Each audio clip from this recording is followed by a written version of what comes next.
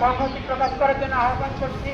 জনাব কতদিন না এই মহানন্দা সেতু টোল ফ্রি না হচ্ছে, সুতরাং 93 সাল থেকে অদ্যাবধি আমাদের টাটা টোল ফ্রি দাবিতে দেখে না এখানে যিনি রোডসের এক্সেন আছে উনি মতিয়ার কানা।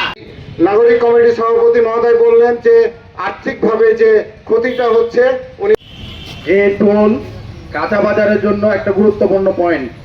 আমাদের যে পয়েন্টে এবং অটো চালক ভাইরা মানববন্ধন থেকেই জোরালো ভাবে ইনশাআল্লাহ আমরা শুরু করব এই টোল ফিরের দাবিতে। 19 জাহাঙ্গীর সেতুটি উদ্বোধন হয়, টোল দিয়ে আর্থিকভাবে স্বাবলম্বী করে আসছে জনসাধারণ। এখান থেকে আমরা এই টোল মুক্তি চাই। শুরুতেই স্বাগত বক্তব্য রাখার জন্য বিনীত অনুরোধ করছি অধিকার আদায় কমিটি। বক্তব্য রাখছেন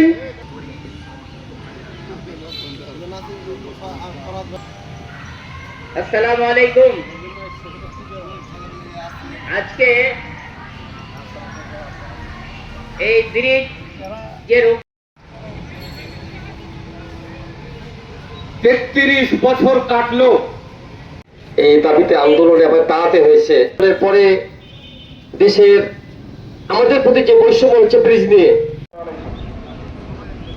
সংহতি প্রকাশ করার জন্য আহ্বান করছি।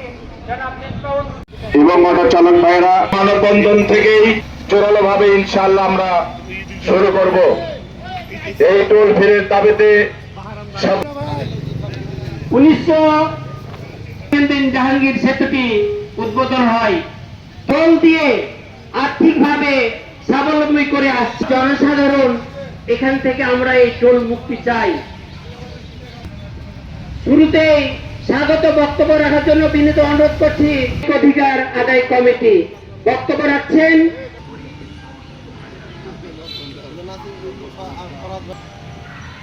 আসসালামু আলাইকুম।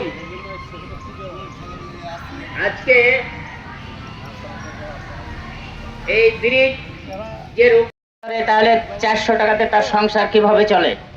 তা আমরা এই অটো রিক্সাদের এবং মোটরসাইকেল ট্রাক বাস নাগরিক কমিটির সভাপতি মহোদয় বললেন যে আর্থিকভাবে যে ক্ষতিটা হচ্ছে উনি অটো রিক্সাওয়ালা প্রতিদিন তার নিজের অর্থকে এই ট্যাক্সের মাধ্যমে এই 93 সাল থেকে অদ্যাবধি আমাদের টাকা সাধারণ মানুষ যেন টোল মুক্ত ভাবে জীবনযাপন করতে পারে এবং সুস্থ জীবনযাপন করতে পারে।